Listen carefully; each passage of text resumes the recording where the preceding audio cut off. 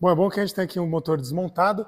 Então, se a gente olhar bem aqui, ó, onde acaba aqui o bloco, olha o NOx sensor onde fica, ó, bem em cima do cano d'água. Então, o coletor de admissão está aqui e é uma localização muito chata. Bom, possivelmente o lançamento desse vídeo já deve estar com 200 mil inscritos, então fica a comemoração aqui. Depois eu faço um vídeo especial sobre isso.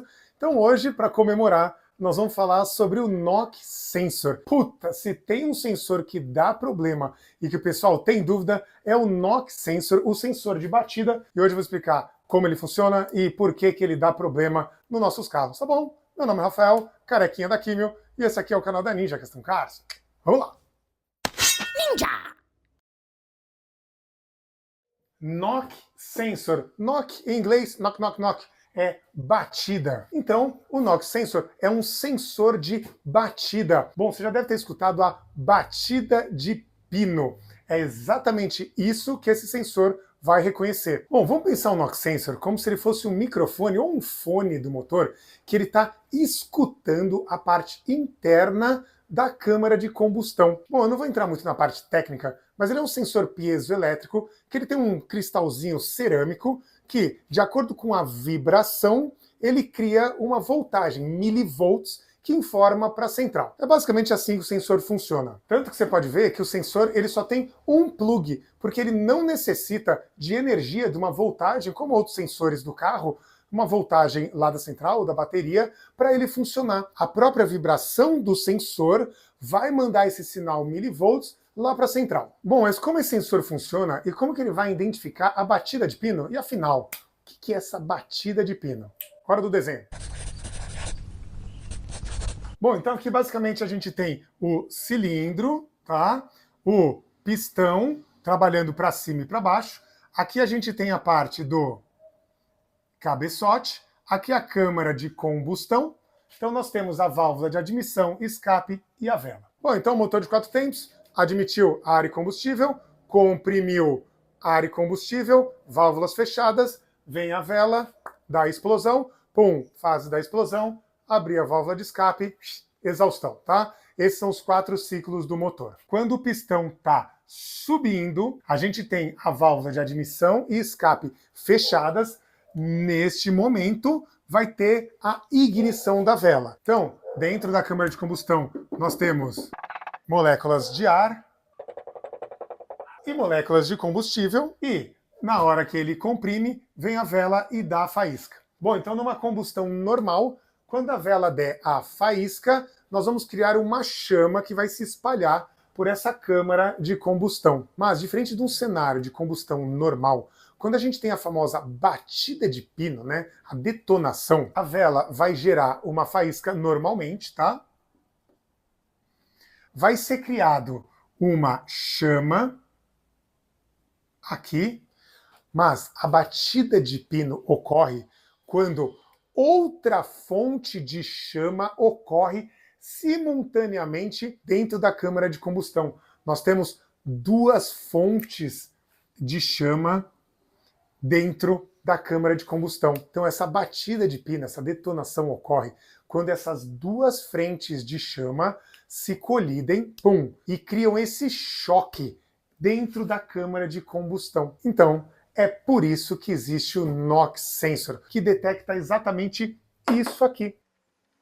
Ele trabalha numa faixa de hertz de leitura, exatamente os hertz característicos de uma batida de pino, e ele informa a central se isso está acontecendo lá dentro da câmara de combustão. Por que acontece essa batida de pino dentro do seu motor? Bom, existem diversos motivos, mas um dos principais, por exemplo, é combustível de baixa qualidade. Baixa qualidade, combustível com pouca octanagem. Lembra que a octanagem de um combustível é a capacidade desse combustível de resistir à detonação. Quando a gente tem um combustível ruim, com pouca octanagem, o próprio calor aqui dentro, ele acaba entrando em combustão espontânea e gerando esse cenário aqui. Bom, outro motivo é carbonização, por exemplo, em cima da cabeça do seu pistão ou nas válvulas e tudo mais.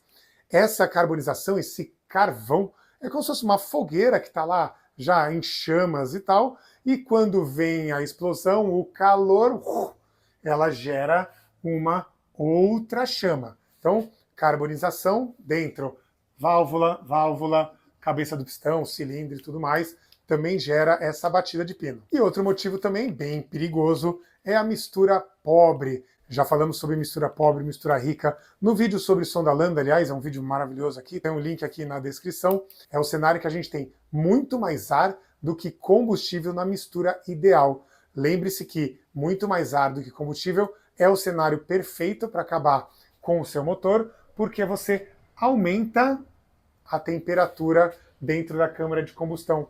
Aumentar a temperatura, você derrete pistão, derrete tudo ali dentro. E esse aumento de temperatura também faz com que essa mistura entre em combustão espontânea antes da vela da explosão ou depois que a vela da explosão e gera toda essa dupla chama dentro do cilindro.